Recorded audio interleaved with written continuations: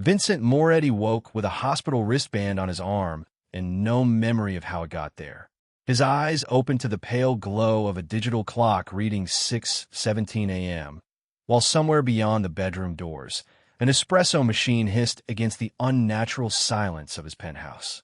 The sheets felt cold beneath his palms. His mouth tasted metallic, and a dull pressure pulsed behind his temples. Vincent pushed himself upright and immediately stopped. His black dress, shirt from a night before, lay folded across a chair. His shoes were lined neatly beneath it. On his right wrist, a white plastic band carried his name, date of birth, and the logo of a private Manhattan medical clinic. He stared at it for 3 seconds, then 5. Nothing came back. The last thing he could remember was entering his office shortly after 7 p.m., Naomi Brooks standing beside his desk with the evening schedule in her hand. Everything after that was blank. Nearly 11 hours had vanished. Vincent crossed the bedroom barefoot, the hardwood cool beneath his feet, and reached for the secure phone on the marble nightstand. Before his thumb touched the screen, the bedroom door opened. Naomi stood there in a charcoal gray suit, her dark hair pulled into the same neat low bun she wore to every executive meeting. She carried a cup of black coffee, but there was nothing routine about the way she held herself. Her shoulders were rigid. Her eyes went directly to the phone in Vincent's hand. "Don't call anyone." Vincent's thumb stopped. The low hum of the ventilation system filled the space between them. "Excuse me." Naomi placed the coffee on the dresser. Porcelain clicked softly against marble. "You told me those exact words last night." Vincent looked at the hospital band again. "Where was I?" "Sit down first." "That's not an answer." "I know." Vincent stepped toward her. He was accustomed to men lowering their voices when he raised his.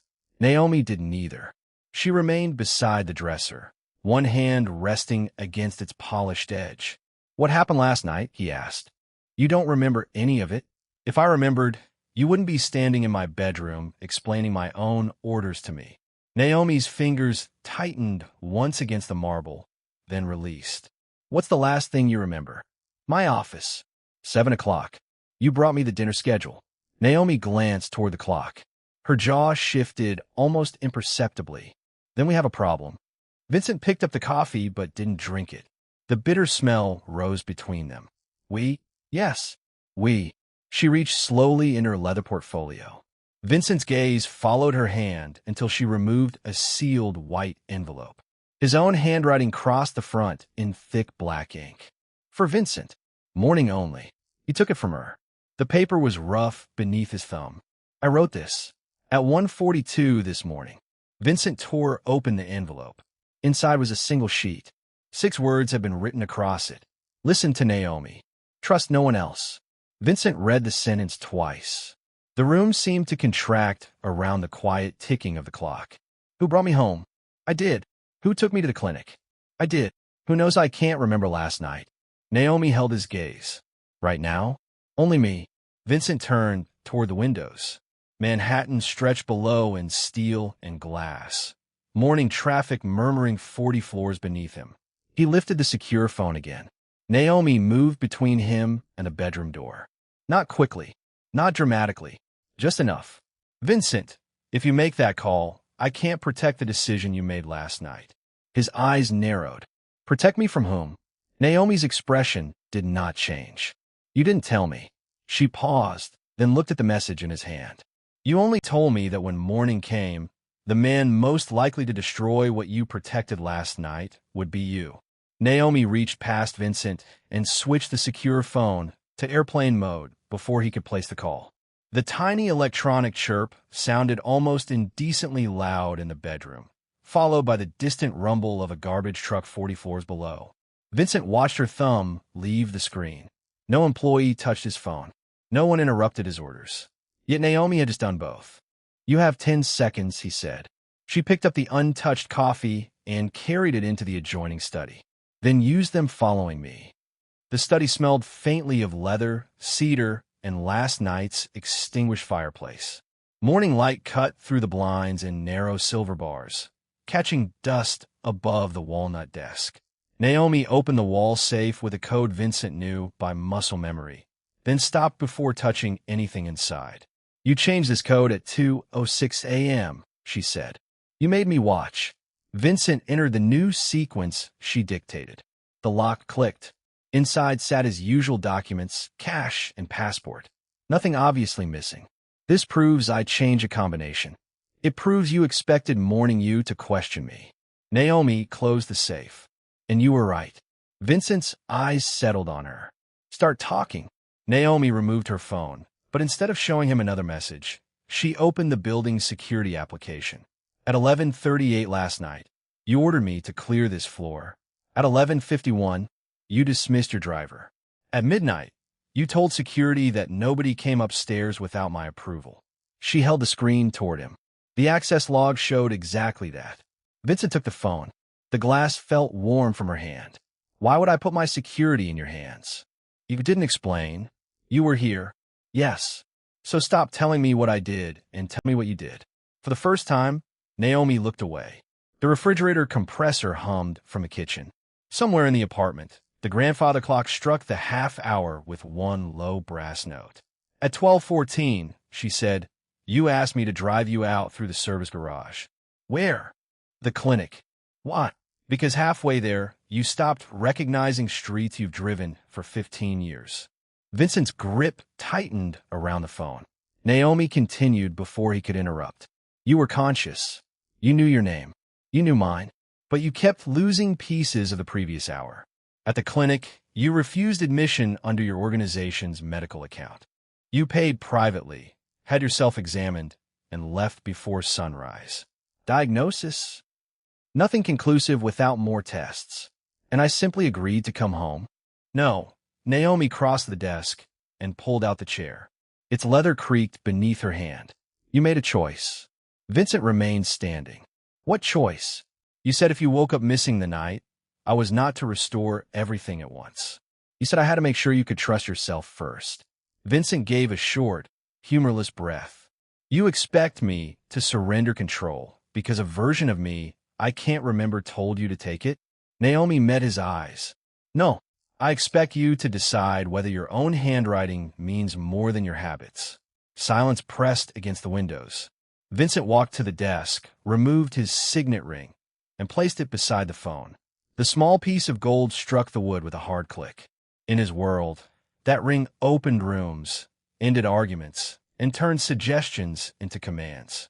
Until I understand last night, he said, no orders leave this apartment under my name without you hearing them first. Naomi's lips parted, but Vincent raised one finger. That is not trust. Not yet. He slid the secure phone across the desk to her. You want a time? You have until noon. Naomi looked at the phone, then at the clock. 5 hours and 23 minutes remained. Vincent pulled out the chair opposite her and sat down. At noon, Naomi, you tell me the whole truth about last night, or I take control back whether I remember it or not. By 8:17, Vincent had turned the dining room into a command center without making a single call. Pale sunlight flashed across the black marble table, and the bitter smell of untouched coffee mixed with warm cedar drifting from the study. Naomi stood opposite him while he arranged 3 objects in a straight line: his secure phone, his signet ring, and the handwritten clinic receipt she had already shown him. You said I gave you until noon, she said. I did. Vincent pushed the phone toward her. That doesn't mean I sit here blind. A vibration rattled against the marble. Naomi looked down. The screen showed Marcus Bell, Vincent's operations chief. Vincent reached for it, then stopped with 2 fingers an inch above the glass. Answer. Naomi did. Mr. Bell. Marcus spoke loudly enough for Vincent to hear. I need Vincent. Now. The waterfront meeting moved to 10. Naomi's eyes stayed on Vincent. He shook his head once. He's unavailable. Since when do you decide that? Since he instructed me to. The line went quiet except for a faint hiss. Then Marcus said, tell him missing that meeting will cost him. Vincent leaned toward the phone. Then let cost me. Naomi ended the call. The click landed sharply in the room. Vincent stood and walked to the window, pressing his palm against the cold glass. 38 floors below, yellow cabs crawled between buildings like pieces on a board. Last night, he said, did I know about that meeting? Yes. Was I planning to attend? Naomi hesitated. Vincent turned. That was not a complicated question. Before midnight, yes. And after? After the clinic, you ordered me to cancel every face-to-face meeting for 24 hours. Vincent's jaw shifted. What? Naomi's fingers tightened around the edge of the phone. Because you didn't trust what you might say. The refrigerator motor hummed from the kitchen. Somewhere above them, plumbing knocked twice inside the wall. Vincent crossed the room and pulled open the drawer where he kept his daily schedule. He removed the printed itinerary, tore the waterfront page cleanly in half, and dropped both pieces onto the marble. Done. Naomi stared at him. What are you doing? Following the only instruction from last night that makes sense. He picked up his ring, but did not put it on. No meetings. No commitments. No decisions involving anyone outside this apartment until I know what happened. Vincent, you wanted me to trust the man I was 12 hours ago. Fine. He placed the ring in Naomi's palm and closed her fingers around it. Now you carry the consequence. The gold felt heavy and cool against her skin. For years, Naomi had watched men straighten their backs when they saw that ring. Now Vincent had surrendered it without ceremony. She swallowed, then walked to the sideboard and opened the narrow drawer beneath the liquor cabinet. She removed a plain, white envelope. No photograph. No hidden recording. No mysterious name. Just Vincent's handwriting across the front. For Naomi, if I forget. Vincent stopped moving. You had that the whole time. You gave it to me at 4:11 this morning. And you didn't open it? You told me not to unless you chose to follow the restrictions first. Vincent glanced toward the torn schedule, then at the phone lying silent on the marble. I just did. Naomi held the envelope between them. The paper made a dry whisper beneath her thumb. There's one more condition. Vincent's gaze hardened. Of course there is. You said that once this is opened, neither of us gets to pretend last night didn't happen. The clock in the study ticked through 5 slow seconds. Vincent took the envelope, felt its sealed edge, then handed it back. Not yet. Naomi frowned. You've been demanding answers since you woke up. And every instinct I have says to tear that open. He stepped away from the table and looked directly at her. Which is exactly why I won't. He pointed toward the clock. You said last night I needed to prove I could trust myself before you told me everything. So until noon, I follow my own rules. Naomi slowly lowered the envelope. Vincent's voice dropped. And when noon comes, you open it in front of me. And whatever truth I left in there, don't run from it. At 9:42, Naomi stopped protecting Vincent from the truth and made him experience the cost of not remembering it. She crossed the apartment without asking permission, opened the blackout curtains, and flooded the living room with hard white sunlight. Traffic hissed 38 floors below, while the air conditioner pushed a cold current across the polished stone floor. Vincent watched from the dining table, one hand resting beside the sealed envelope. What are you doing? What you told me to do if you started treating last night like a puzzle instead of a warning. Naomi removed his signet ring from her pocket and placed it beside the envelope. The gold clicked against marble. Stand up. Vincent's eyes narrowed. Careful. You gave me until noon. That means I still have 2 hours and 18 minutes. She walked toward the private elevator. Come with me. He followed, not because she had authority over him, but because she had something stronger that morning, the only continuous memory of the night he had lost. The elevator descended into the private garage with a low mechanical hum. Cold fluorescent light washed over concrete pillars, and the air carried gasoline, damp cement, and hot rubber. Naomi stopped beside Vincent's black sedan. A shallow dent marked the passenger side door. Vincent ran 2 fingers over the rough crease. Was this last night? Yes. Accident. No. Naomi unlocked the car and opened the rear door. Get in. Vincent remained standing. You're testing my patience. Last night, you tested mine. Something in her voice made him enter. Naomi sat behind the wheel, but did not start the engine. Her hands settled at 10 and 2. This is where you sat after we left the clinic. Vincent stared through the windshield. And you asked me the same question 7 times in 11 minutes. The garage ventilation fans groaned overhead. What question? Naomi looked at him through the mirror. Who can I trust? Vincent's face remained still. What did you answer? The first 6 times I said I didn't know. And the 7th, her fingers tightened around the leather steering wheel. I said, right now. Vincent looked away. Naomi reached into the center console and removed nothing. No recording, no hidden clue, no convenient proof. She simply closed it again. You keep waiting for an object to explain this, she said. There isn't one. There was you, losing pieces of the night, and me keeping you from making decisions you might not remember making. Vincent pushed open the door and stepped onto the concrete. Naomi followed. Then why haven't you told me everything? He asked. Because you ordered me not to. That answer is wearing thin. Then hear the part one wasn't ordered to hide. She moved directly in front of him. The fluorescent fixture above them buzzed sharply. At the clinic, you tried to leave before the doctor finished examining you. I blocked the door. Vincent's expression changed by barely a fraction. You blocked me? Yes. And I allowed that. Eventually, Naomi's voice dropped. After you fired me. Silence swallowed the garage except for the fans. Vincent stared at her. I fired you. Twice. Yet you brought me home. Yes. Why? Naomi reached into her coat, removed the ring, and pressed it into his palm. Because my job stopped matching the moment you couldn't protect yourself from your own authority. Vincent looked down at the gold against his skin.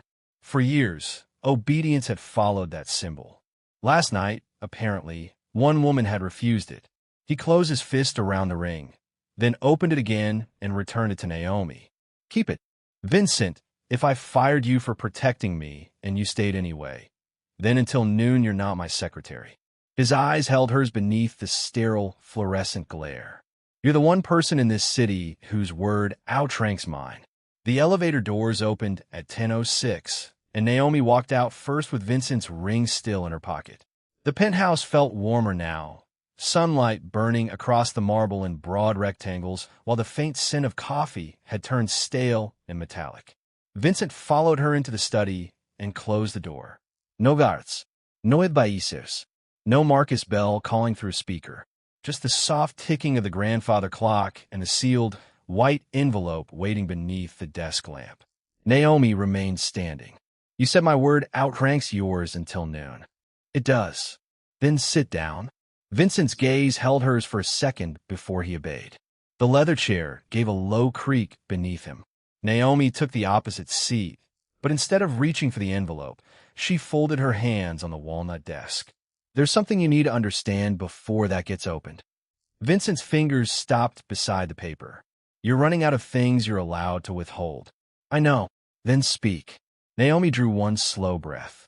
Last night wasn't the first time I noticed something wrong.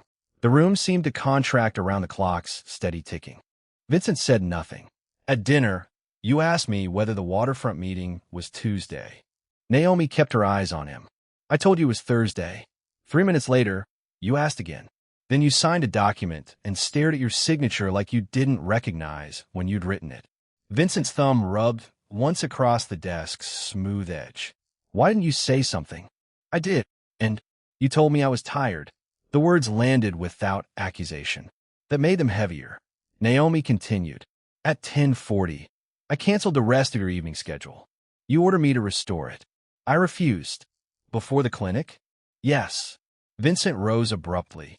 The chair rolled backward several inches and struck the rug's brass floor stop. So you were making decisions for me before I even knew there was a problem. Naomi stood too. I was stopping you from making decisions when you couldn't remember making them. That distinction belongs to me. Last night it didn't. His palm came down flat against the desk. The lamp trembled, throwing a brief shake of amber light across the envelope. Naomi did not move. You built your entire life around people obeying quickly, she said. Last night, obedience would have been the easiest thing I could have given you. Vincent's hand slowly lifted from the wood. But you didn't. No, even after I fired you. Especially after, outside, a siren passed far below and dissolved between the buildings. Vincent turned toward the window. His reflection floated faintly against the glass. White shirt, open collar, a man without the ring everyone associated with his authority. Why, he asked. Naomi looked at the envelope, but she did not touch it. Because at 1:03 this morning, you forgot firing me. Vincent turned back.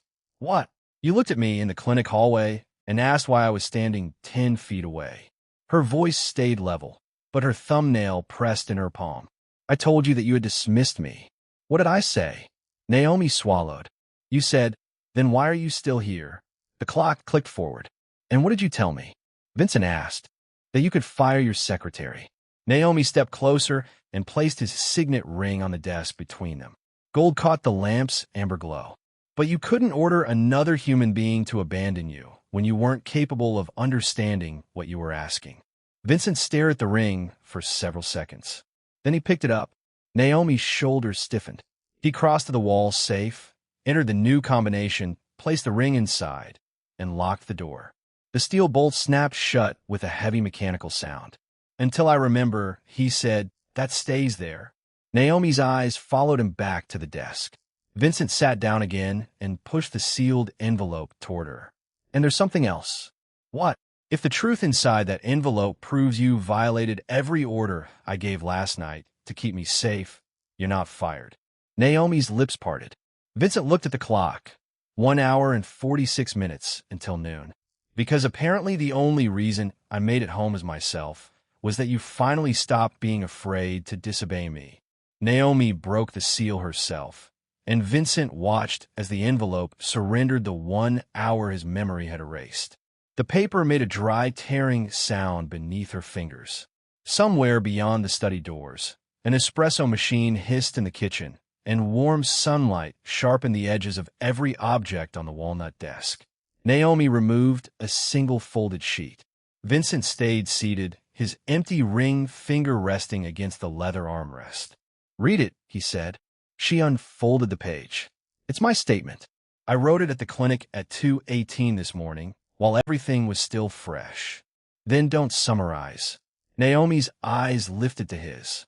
At 11:12 last night, you became disoriented in the private dining room. At 11:26, you tried to leave for the waterfront meeting I had already canceled. I took your car keys. Vincent's jaw tightened. You took my keys? Yes. Keep going. The air conditioning clicked on, pushing cold air across the room with the faint smell of polished wood and old coffee. Naomi continued. At 11:41, you ordered Marcus to bring the car around. I countermanded the order before he reached the garage. Vincent leaned forward. Marcus accepted that, not willingly, but he did, because I told him you had authorized me earlier that evening to control your schedule if your judgment became impaired. Vincent's gaze narrowed. Did I? Naomi placed the statement flat on the desk. No silence filled the room. The grandfather clock clicked once. Vincent rose slowly. You lied to my security chief. Yes. Using my authority. Yes. He walked around the desk until only 3 feet separated them. What? Naomi reached into her purse and removed her phone. Its glass felt cold beneath her thumb as she opened an audio file. Because 20 minutes later, you gave an order that would have destroyed the only proof that something was wrong with you. Vincent's eyes dropped to the screen. Play it. She did.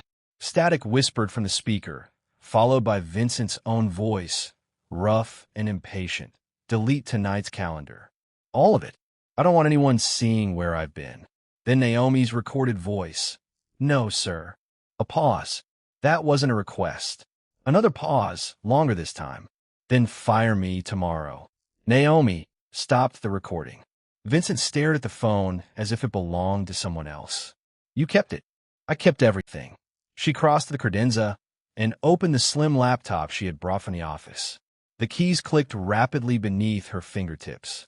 A calendar appeared, then transportation logs, timestamps, clinic admission records, and a sequence of messages documenting every decision she had made after realizing his memory was failing. No heathen conspiracy. No stranger emerging from the shadows. Just a meticulous record of one secretary refusing to let a powerful man erase the truth while he was incapable of recognizing it. At midnight, Naomi said, You try to leave the clinic. I stood in front of the elevator. Vincent's face remained still. And I let you? You told me to move. Did you? No. She turned the laptop toward him. A security time stamp showed 12:04 a.m. That was when I stopped treating you like my employer and started treating you like a man who needed someone to say no. Vincent's hand closed around the back of the chair. The leather compressed beneath his fingers. What happened after that? Naomi looked toward the safe where his ring remained locked away. You finally agreed to stay. The doctor examined you. By 1 o'clock, your short-term memory was getting worse. At 1:03, you forgot you had fired me. Vincent lowered himself into the chair. And you stayed anyway, until you were stable. Then why hide this from me this morning? Naomi closed the laptop. The click sounded unnaturally loud. Because when you woke up, you demanded answers before you were ready to hear what those answers said about you. Vincent's eyes hardened. That wasn't your decision. No. She slid the statement across the desk. It was mine. The clock showed 10:31. Vincent looked from the paper to Naomi, then toward the locked safe. At last, he reached for the desk phone and pressed the security line. Marcus, cancel every meeting until noon. Nobody enters this floor without Naomi's approval. Naomi froze. Vincent set the receiver down and pushed the statement back toward her. You wanted me ready for the truth, he said. You have 90 minutes to give me all of it. Vincent did not wait for noon. At 10:34, he crossed the study, unlocked the wall safe, and placed his signet ring beside Naomi's laptop instead of putting it back on. The gold struck the walnut with a small, hard click. Sunlight burned white across the windows, while the air conditioning carried the bitter scent of untouched espresso through the room. Start with the last thing I remember, he said. Naomi remained standing. You remember entering the private dining room at 10:47. And after that, nothing reliable. Vincent pushed the ring toward her, then rebuild the night. Naomi did not reach for it.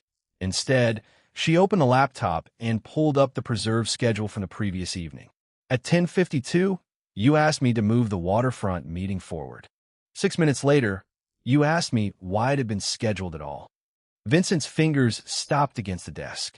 I contradicted myself within 6 minutes, 3 times before 11:15. She rotated the screen. Each entry carried a timestamp. Vincent read them without speaking. The clock behind him ticked steadily, almost offensively normal. Naomi opened another file. Not a new secret, but the complete record she had already promised him. Her notes from the clinic. At 11:18, I asked you the date. You gave me the wrong day. At 11:23, you called me into the dining room and asked why I hadn't arrived yet. Vincent's eyes rose. You were standing in front of me, 4 feet away. His thumb pressed into the edge of the desk until the skin whitened. And that was when you canceled the waterfront meeting? Yes. Without permission? Yes. Because you believed I could no longer give meaningful permission. Naomi's voice stayed level. Because I knew the man giving those orders wasn't functioning like the man who had hired me. Vincent walked to the windows. Traffic moved 20 stories below, tires whispering over hot pavement, horns softened by thick glass. For years, everyone around him had survived by obeying quickly. Last night, the only person who had protected him had done it by refusing. He turned. What was I trying to do at the waterfront? Naomi closed the clinic notes. Meet 3 senior associates and approve a restructuring you had spent 6 months preparing. And you stopped it. I postponed it. That distinction could have cost you your job. You did fire me. Vincent stared at her. At 1:03, Naomi nodded. You told me to clear my desk before sunrise. Why didn't you? Because 30 seconds later you asked me where we were. The refrigerator compressor in the adjoining bar shut off, leaving the room abruptly quiet. Vincent looked at the woman who had spent years arranging his world into 15-minute blocks, remembering names he deliberately forgot, absorbing the impatience everyone else feared. What did you say? I told you we were at the clinic. No, when I fired you. Naomi's fingers tightened around the laptop lid. I said I would leave when the doctor said you were safe. Vincent lowered his eyes to the ring between them. Then he picked it up, crossed the room, and dropped it back into the open safe. He shut the steel door and spun the lock. Marcus thinks that ring means my word is final, he said. Last night proved otherwise. Naomi watched him return to the desk. There's still one part you haven't heard. The part you thought I wasn't ready for this morning? Yes. Her voice dropped. At 1:47, After the doctor told you the missing hours might never come back, you became clear for less than 2 minutes. Vincent stopped. Naomi reached for the audio file, but did not press play. You knew exactly who I was. You knew what had happened. And you made me promise something before the confusion returned. The clock clicked to 10:41. Vincent pulled the chair out, sat down, and placed both hands flat on the desk. No more protecting me from my own words, Naomi. His eyes stayed on hers. Play what I said. Naomi pressed play, and Vincent heard his own exhausted voice emerge from the phone beneath the clinic's faint electronic beeping. Naomi, listen carefully. If I wake up and don't remember this, don't let me punish anyone for decisions I made while I wasn't myself. A fluorescent hum filled the recording. Then came Naomi's voice, quieter. Including me? Several seconds passed. Fabric rustled near the microphone. Vincent's recorded answer arrived slowly. Especially you. In the study, neither moved. Sunlight had shifted across the walnut desk, warming the brass clock while cool air brushed Naomi's hands. The recording continued. You canceled the meeting? Vincent had asked. Yes. Good. You fired me for doing it. A weak breath that almost became a laugh. Then apparently I'm an idiot when I'm confused. Naomi's eyes dropped toward the phone. Vincent did not smile. His recorded voice hardened for one final sentence. Tomorrow, if I accuse you, make me listen to this. I trusted you tonight because you were the only person willing to tell me no. The audio ended. The silence afterward felt heavier than the recording. Vincent stared at the dark phone screen. Why didn't you play that when I first woke up? Naomi slipped the phone into her palm. Because at 7 this morning, you looked at me like I was a stranger holding evidence against you. If I had played your own voice immediately, you would have treated it like a weapon. You decided that. I did. Vincent stood so abruptly that the chair rolled backward across the hardwood. Its wheels scraped against the floor. You control my schedule, overruled my security chief, kept records I ordered destroyed, and withheld my own statement. Naomi stepped around the desk instead of retreating. And you're standing here because I did. The room went still. Vincent's jaw shifted once. Naomi reached in her bag and placed her office key card on the desk. The plastic landed beside the cold espresso cup. I protected you last night because you couldn't protect your own judgment. I stayed this morning because you deserve the truth.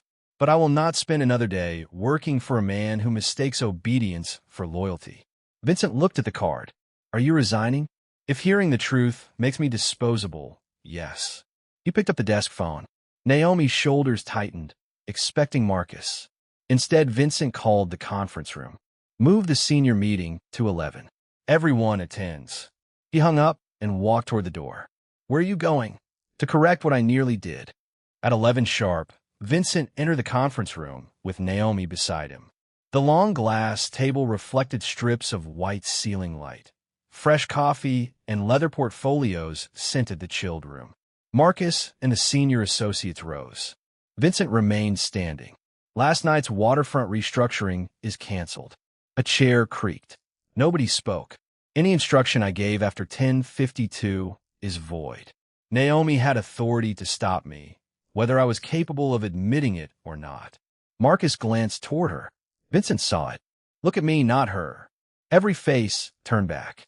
She protected this organization from my impaired judgment. Anyone who treats that as disloyalty answers directly to me. Vincent then removed Naomi's key card from his pocket and placed it before her. Your access remains active. Your position remains yours. Naomi did not touch it. That isn't enough. A faint murmur moved around the table. Vincent's gaze stayed fixed on her. No, he said. It isn't. He turned to the room. Effective immediately, Naomi has written authority to suspend any order from me if my judgment is medically compromised. No retaliation. No override without independent confirmation. Marcus slowly nodded. The others followed. For the first time, Naomi picked up the card. But Vincent was not finished. He dismissed everyone, waited until the heavy door clicked shut, then faced her across the empty table. There's one thing your recording didn't answer. Naomi held his gaze. Vincent placed both palms against the cool glass. At the clinic before that clear moment ended, I asked you one question you didn't include in the audio. Her fingers stopped around the keycard. Yes. What did I ask you? Naomi's voice came barely above the ventilation hum. You asked whether I would still be there when you remembered who you were. Vincent did not look away. And what did you say? Naomi set the keycard between them. I said that depended on who you chose to be when morning came. Naomi's answer remained between them as the conference room settled into silence. The ventilation system whispered overhead, cold air sliding across the glass table, while sunlight from the west-facing windows turned the abandoned coffee cups amber at their rims. Vincent looked at the keycard she had placed between them, then slowly pulled out the chair opposite her. Then morning came, he said, and I nearly failed your test. Naomi's thumb moved once across the card's worn edge. It wasn't a test. No bien sent nadie. That makes it worse. He reached into his jacket, removed his phone, and called the clinic himself. Naomi listened as he scheduled the follow-up examination the doctor had recommended, then instructed Marcus that every business decision requiring Vincent's approval would remain suspended until he received medical clearance. No whispered borcaron. No private exception. When the call ended, Vincent placed the phone face down. Last night, I lost hours of my life, he said. This morning I tried to recover them by controlling you. Naomi's gaze stayed steady. You wanted certainty. I demanded obedience because certainty wasn't available. Outside the glass wall, shoes crossed the marble corridor with soft, measured taps. Vincent stood and opened the conference room door. Come with me. They returned to his study, where the bitter espresso had gone cold and the walnut desk still held Naomi's preserved records. Vincent gathered every page himself: the clinic statement, transportation log, canceled schedule, handwritten timeline, and aligned their edges beneath his palms. Then he opened the safe. The steel hinges gave a low metallic groan. His signet ring rested inside. Vincent picked it up, but instead of putting it on, he set it beside Naomi's documentation. For years, he said, people have treated this as proof that I'm always right. Naomi said nothing. Last night, you proved something more useful. He slid the records into a permanent file and locked them inside the safe beside the ring. That I can be wrong and still survive hearing it. The lock turned with 3 heavy clicks. Naomi watched him leave the ring behind. What happens to the missing hours? She asked. Vincent faced her. If they return, they return. If they don't, I have your record. You trust it now? I trust the person who protected the truth when I ordered her to destroy it. The grandfather clock struck noon, each note rolling through the room and fading into the soft hum of the city beyond the windows. Naomi looked down at her keycard. And my resignation? Vincent walked behind the desk, but did not sit. I won't reject it. Her eyes lifted. You won't. If you stay because I command it, then I learn nothing. He moved the chair away from his desk, leaving the space between them open. Your job is yours if you want it. Your authority is documented. Your decision is yours. Naomi stood motionless for several seconds. Then she crossed to the small side table, where the resignation letter she had prepared that morning still rested beneath her leather portfolio. She picked it up. Vincent watched without reaching for it. Naomi tore the page once down the center. The sound was crisp in the quiet room. Then again, she dropped the pieces into the wastebasket. I'm staying, she said, but the next time I tell you no, you listen before I have to save you from yourself. Vincent's mouth tightened at one corner. Agreed. Naomi returned the key card to the clip on her belt. You have a medical appointment at 2. Of course I do. And you're going. Vincent glanced toward the locked safe. Apparently my secretary has authority. Naomi opened the door. Warm corridor light spilled across the dark wood floor as Vincent followed her out, not ahead of her. He never recovered every minute of that missing night, but he no longer needed to, because the woman who remembered the truth had given him something memory could not, the chance to choose what kind of man he would become once morning came.